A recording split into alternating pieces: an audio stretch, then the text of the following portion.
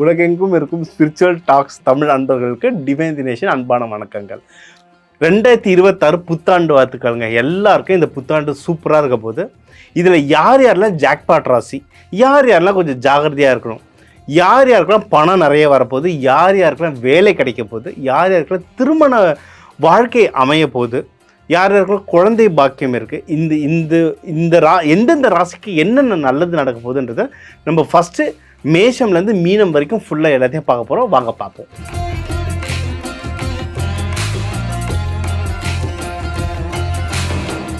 அன்பும் வீரமும் கொண்ட மேஷராசி. முருகர் மாதிரி சண்டையும் போடுவாங்க, அதே மாதிரி நம்ம எல்லாரையும் மொத்தமாக அரவணைச்சும் பார்த்துப்பாங்க. அந்த மேஷராசிக்காரங்களுக்கு இந்த 2026 ஒரு ஓவராலாக எப்படி இருக்க போகுது? சரி, முதல்ல நம்மளுக்கு 7.5 பகவான் சனி ஆரம்பித்தாச்சு. அதனால் ஜாகிரதையாக இருக்கணும். என்ன சார் முதல் பாயிண்ட்டே இப்படி போடுறீங்களேன்னு நினைக்காதீங்க. என்ன நடக்க போகுதுன்றது தெரிஞ்சால் நம்ம ஜாகிரதையாக இருந்துக்கலாம். 7.5 சனி ஆரம்பிக்கிறதுனால ஆரம்பித்தாச்சு, அது போயிட்டு இருக்கிறதுனால நம்ம கொஞ்சம் ஜாகிரதையாக தான் எல்லாத்துலையும் இருக்கணும். சரி, இதை தவிர்த்து வேறு என்னென்னா, நம்மளுக்கு தனஸ்தானம் நல்லா இருக்குது, சனி பகவான் பார்த்துட்டு இருக்காரு. அதனால் உங்களுக்கு காசு வரும், ஆனால் அதை பார்த்து செலவு பண்ண தெரியணும். சரிங்களா? ஏன்னா உங்களுக்கு ரிஷபம் தான் 2வது வீடு. அதை சனி பகவான் பார்க்கறதுனால காசு வரும், ஜாகிரதை செலவு பண்ணணும். குடும்பத்தில் சின்ன சின்ன பிரச்சனைகள் வர வாய்ப்பு இருக்குது, ஆனால் நீங்கள் அமைதியாக இருந்துட்டிங்கன்னா சரியாயிடும். ஏன்னா நம்ம மேஷராசிக்கு என்னென்னா, அந்த சொல்லும் டக்குன்னு வந்துடும், கையும் டக்குன்னு வந்துடும் நம்மளுக்கு. அது அந்த கோவத்தை நீங்கள் கண்ட்ரோல் பண்ணிங்கன்னாவே ஃபேமிலியில் சந்தோஷமாக இருக்கும். ப்ளஸ் பாயிண்ட் என்னென்னா, உங்களுடைய மிதுன ராசி 3வது வீட்டில் குரு பகவான் இருக்கார். அப்போ என்ன, நீங்கள் எடுக்கிற முயற்சியில் வெற்றி பெறுவீங்க. நம்மளுக்கு நேரம் அப்படி இப்படி இருந்தாலும் முயற்சி ஸ்தானம் சூப்பராக இருக்குது. அப்போ நீங்கள் எவ்வளவு முயற்சி எடுக்கிறீங்களோ உங்களுக்கு அது நல்ல சப்போர்ட் கொடுக்கும். அதுவும் அந்த முயற்சிகளில் உங்களை விட இளையவர்கள், இப்போ ஆஃபீஸர் ஜூனியர்ஸோ இல்லை வீட்டில் தங்கச்சி தம்பியோ, இவங்களுடைய சப்போர்ட்டும் உங்களுக்கு ஜாஸ்தியாக கிடைக்க வாய்ப்பு இருக்குது. நீங்கள் ஏதாவது இந்த கவர்மெண்ட் கேசஸ் அந்த மாதிரி இருந்தாலும் அதெல்லாம் சால்வ் ஆக நிறைய வாய்ப்பு இருக்குது. நீங்கள் ஏதாவது வேலைக்கு எழுதி போடுறீங்கன்னா பெஸ்ட்டான டைம். முக்கியமாக மேஷராசி நம்ம கவர்மெண்ட் ஜாபுக்கு நிறைய ட்ரை பண்ணுவோம், தாராளம் கிடைக்கும். சார் கவர்மெண்ட் ஜாப் ஜூன் தான் சார், ஜூன் இருக்கட்டும், நீங்கள் அப்ளிகேஷன் வாங்கி பூஜை ரூமில் வச்சுருங்க. எல்லாத்துக்கும் ஒரு பிள்ளையார் சொல்லி போட்டிங்கன்னா ஜெயிக்க அதிகமான வாய்ப்பு இருக்குது. சரிங்களா? மேஷராசியில் வெளிநாடு போகிறதுக்கு நிறைய பேர் ட்ரை பண்ணுவீங்க. நீங்கள் படிக்கிறதுக்கு வெளிநாடு போகணுன்னாலும் வாய்ப்பு இருக்குது, வேலையில் ட்ரான்ஸ்ஃபர் கேட்டு போகணுன்னாலும் வாய்ப்பு இருக்குது. சரிங்களா? ப்ரமோஷனோடவே போகிறதுக்கும் வாய்ப்பு இருக்குது. அதனால் அதுக்கான வேலைகளை இப்போவே ஆரம்பிச்சிங்கன்னா நீங்கள் ஜெயிக்கிறது உறுதி. 4ஆம் வீடு சூப்பராக இருக்குது. சரிங்களா? நீங்கள் ஏதாவது வீடு, வண்டி, வாகனம் எதனா வாங்கணும்னா தாராளமாக வாங்கலாம். நீங்கள் ஏதாவது நிலம் வாங்கணும், இல்லை எஃப்டி, மியூச்சுவல் ஃபண்ட், ஸ்டாக்கு, இல்லை நகை வாங்கினா கூட எல்லாத்துக்குமே சூப்பரான டைம். 4ஆம் வீடு நல்லா இருக்குது. வீடு, வண்டி, வாகனம் வாங்கினா தாராளமாக வாங்கினா. நகை எதனா இன்வெஸ்ட்மெண்ட் பண்ணலாம், இந்த வருஷம் முழுக்கவே ரொம்பவே நல்லாயிருக்கு, சூப்பராக இருக்குது டைம் இன்வெஸ்ட்மெண்ட்டுக்கு. ஆனால் எப்பவுமே நம்ம சொல்கிறது, ஒரு ஜோதிடரை பார்த்து உங்களுக்கு எந்த வண்டி கலர் வாங்கினா உங்கள் ராசிக்கு நல்லது, வீடு எந்த திசையில் இருந்தால் நல்லதுன்றதை பார்த்துட்டு அதுக்கேற்ற மாதிரி செய்யுங்க. 5ஆம் வீடு தாங்க கேது பகவான் இருக்காருங்க. அது ஆல்மோஸ்ட் வருஷம் ஒரு கடைசி வரைக்குமே இருப்பார். நவம்பர் 25 வரைக்குமே கேது பகவான் இருப்பார். அப்போனா என்னென்னா, அந்த நமக்குள்ளே அந்த குழப்பங்கள் ஜாஸ்தியாக இருக்கும், வீட்டில் சின்ன சின்ன சண்டை சச்சரவு இருக்கும், முக்கியமாக குழந்தைங்க கிட்ட அதிகமாக கோவத்தை காட்டும். இது இப்படி தான் இந்த வருஷம் இருக்க போது நம்மளுக்கு தெரிஞ்சிடுச்சுன்னா அந்த கோவத்தை நம்ம காட்டாமல் இருக்கலாம். சரிங்களா? இது ஒன்று. 6ஆம் வீடு உங்களுடைய இந்த எதிரிகள் தொல்லையெல்லாம் கொஞ்சம் வர வாய்ப்பு இருக்குங்க. சரியா? இந்த எதிரிகள் தொல்லையெல்லாம் கொஞ்சம் ஜாக்கிரதையாக இருந்துக்கோங்க. ஹெல்த்தை பத்திரமா பாருங்கள். முக்கியமாக நம்மளுக்கு சூட் உடம்பு, நம்மளுக்கு உடம்புல ஹீட்டு ஜாஸ்தியாகும். அதனால் ஃபாஸ்ட் ஃபுட்டு, காரமாக சாப்பிட்றது இதெல்லாம் நீங்கள் அதுவும் இப்போ சீசனில் வர நிறைய மாறும். சரிங்களா? நம்மளுக்கு ஒன்றும் இந்த பனிலாம் போகிறதுக்கே ஒரு ஃபெப்ரு 15 தாண்டிடும். அந்த டைம்லாம் உடம்பை கொஞ்சம் நல்லா பார்த்துக்கோங்க. இந்த ஹெல்த்து ரெடியாக இருந்தாலே உங்கள் வாழ்க்கை சூப்பர். நீங்கள் 7ஆம் வீடு சூப்பராக இருக்குங்க. சரிங்களா? குரு பகவான் பார்த்துட்ருக்காரு, 5ஆம் பார்வையை பார்த்துட்ருக்காரு.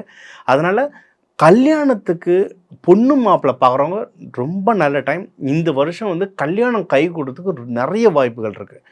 நம்ம எப்போவுமே சொல்கிறது, நீங்கள் பார்க்குறது இருந்தால் புதன், வியாழன், வெள்ளி இந்த 3 நாளில் போயிட்டு பொண்ணு மாப்பிள்ளை வீட்டுக்கு போயிட்டு வாங்க. ஆஃபீஸ் முடிச்சு நைட்டு போய் பார்த்தா கூட பரவாயில்லைங்க, 7:30 போனால் கூட பரவாயில்ல.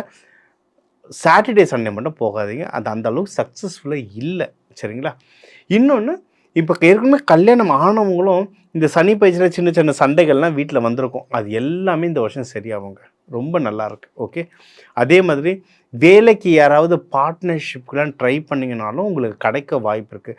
ஜென்ரலாக மேஷராசி வந்து நான் தனியாக பண்ணுறேன் அப்படின்னு தான் இருப்பாங்க.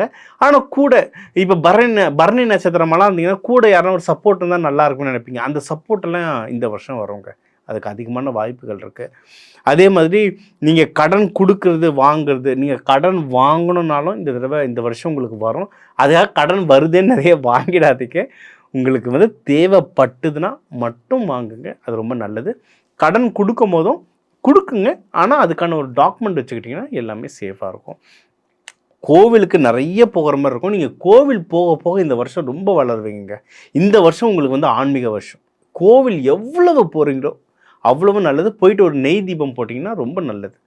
தொழில் வளர்ச்சி சூப்பராக இருக்குது. மெயினாக சொல்கிறது வந்து தொழில் வளர்ச்சி ரொம்ப நல்லா இருக்குது ஆஃபீஸில். அதுவும் நீங்கள் வெளிநாடு போகிறதுக்கு நிறைய சான்சஸ் இருக்குது. நீங்கள் பண்ண இன்வெஸ்ட்மெண்ட்ஸ்லாம் வந்து ப்ராஃபிட் வர வாய்ப்பு இருக்குது. ஆனால் 12ஆம் வீட்டு சனி பகவான் இருக்கிறதுனால விரயம் வரும், சுப விரயமும் வரும். அதனால் வர காசை வந்து நல்ல விஷயத்தில், வண்டி வீடு வாகனம் இது நல்ல விஷயத்தில் போட்டுட்டிங்கன்னா நல்ல சுப செலவாக மாறும்.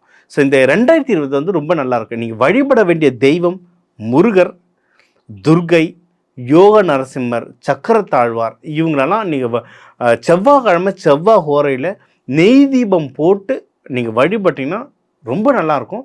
இந்த 2026 உங்களுக்கு சூப்பரான வருஷம். மேலும் நம்ம வந்து இப்போ உங்கள் ராசிக்கு வந்து என்னென்ன நல்லது, என்னென்ன ஜாக்பாட், என்னென்ன நல்லது, எது எதில் உஷாராக இருக்கணும், இது என்னென்ன தெய்வ வழிபாடு பண்ணணும், என்னென்ன பரிகாரங்கள், இது எல்லாமே நம்ம பார்த்தோம். இப்போ ஜென்ரலாக ஒரு ஓவராலாக இந்த 2026 பார்த்தீங்கன்னா நம்ம வந்து 2ஆக பிரிக்கலாம். ஜூன் 2க்கு முன்னாடி, ஜூன் 2க்கு அப்புறம். ஏன்னா ஜூன் 2 வந்து குரு பயிற்சி நடக்குது. சரிங்களா? இப்போ வக்ரமாக நம்ம மிதுனத்தில் இருக்கிறவர் வந்து முழுசாக மிதுனத்தில் இருப்பார். மிதுனத்திலேருந்து கடகத்துக்கு வருவார். ஜூன் 2 வந்து கடகத்துக்கு வருவார். ஓகேவா? ஸோ இதெல்லாம் சேர்த்து தான் நம்ம வந்து உங்களுக்கு நம்ம ராசி பலன் சொன்னது.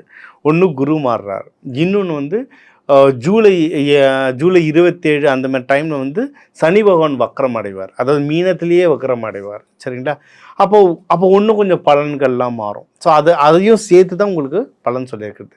அடுத்து மேஜராக பார்த்தீங்கன்னா ராகு கேது வந்து பார்த்திங்கன்னா ஆல்மோஸ்ட் நவம்பர் 25 2026 ஆல்மோஸ்ட் அந்த வருஷம் முடிகிற நேரத்துக்கு ஒரு மாதத்துக்கு முன்னாடி தான் மாறுறாரு. அவர் எங்கன்னா நம்ம கும்பத்தில் இருக்க ராகு வந்து கீழே இதுக்கு மாறுவார், மகரத்துக்கு மாறுவார். சரிங்களா? இப்போ கேது வந்து சிம்மத்துலேருந்து கடகத்துக்கு போவார். ஸோ அதுக்கேற்ற மாதிரி திருப்பியும் பலன்கள் மாறும். ஸோ நம்ம ஓவராலாக இந்த பயிற்சிகள்லாம் வச்சு தான் நம்ம வந்து இப்போ பலன்கள்லாம் சொல்லியிருக்கோம். இன்னும் மாத பலன்கள் வர வர வர இன்னும் டீட்டெயில்டாக சொல்லுவோம். ஸோ ஒரு ஓவராலாக பார்த்தீங்கன்னா இந்த 2026 பிறக்கிறதே ரிஷபராசியில் ரோகிணி நட்சத்திரத்தில் தான் பிறக்குது. ஸோ ரொம்ப அதுவும் அது வந்து பிரதோஷம் நாள். ஸோ ரோகிணி பெருமாளுக்கு, பிரதோஷம் சிவனுக்கு. ஸோ எல்லா கடவுள்களுடைய ஆசீர்வாதத்தோடு தான் நந்தி தேவர் கூட சேர்ந்து இந்த ரிஷபராசியில் நம்ம பிறக்கிறோம். ஸோ சுக்கிரன் ராசி எல்லாருக்குமே இந்த 2026ன்றது ரொம்ப நல்லா அமையும். ஜஸ்ட்டு நமக்கு வந்து என்ன பிரச்சனைகள் வரும், என்ன நல்லது வரும், ரெண்டுத்தையுமே நம்ம சொல்லியிருக்கோம். இப்போ ரெண்டுமே நம்மளுக்கு தெரியும், என்ன நடக்குது, என்ன நடக்க போகுதுன்னு தெரியும். இதுக்கு என்ன செய்யணுன்றதை நம்ம சொல்லிட்டோம். ஸோ இதுக்கு ஏற்ற மாதிரி நீங்கள் உங்களை தயார்படுத்திக்கிட்டு நீங்கள் செஞ்சீங்கன்னாவே வாழ்க்கையில் நிறைய வெற்றி பெறலாம். இது மேலும் உங்களுக்கு ஒன்று நிறைய தகவல் தெரியணும், உங்கள் தனிப்பட்ட ஜாதகத்துக்கு தெரியணுன்னாலும் என் நம்பரை காண்டாக்ட் பண்ணுங்கள். இண்டிவிஜுவல் கன்சல்ட்டிங் தரேன். சார் எனக்கு இந்த பயிற்சிகள் பத்தலை, எனக்கு ஒன்றும் செல்வம் சேர்கிறதுக்கோ, கல்யாணம் நடக்கிறதுக்கோ, ப்ரமோஷனுக்கோ இன்னும் எனக்கு பயிற்சிகள் வேணும்னாலும் நம்ம நிறைய பயிற்சிகள் நடக்கிறோம். தன ஆகர்ஷண பயிற்சிகள், நவதானிய பயிற்சிகள்னு நிறைய நடத்திட்டுருக்கோம். இப்போ இந்த சேனலுக்கு நான் தேங்க்யூ சொல்லணும், ஸ்பிரிச்சுவல் டாக்ஸ் தமிழுக்கு. ஏன்னா இது மூலயமா நம்ம இப்போ சீக்கிரம் கூடிய விரைவில் மலேசியா மற்றும் இன்னும் பல நாடுகளில் பயிற்சிகள் நடக்கிறோம். ஸோ உலகம்லேருந்து நிறைய கண்ட்ரிலேருந்து இது பார்க்குறீங்க. ஸோ நிறைய கண்ட்ரியில் நம்ம ட்ரைனிங் ப்ரோக்ராம் நடக்க போது நம்ம சேனல்லே அதை பற்றி சொல்லுவோம். ஸோ எல்லாருக்குமே இந்த 2026 ஒரு சூப்பர் நியூ இயராக அமைய டிவைன் தினேஷின் வாழ்த்துக்கள். வாழ்க வையகம், வாழ்க வளமுடன்.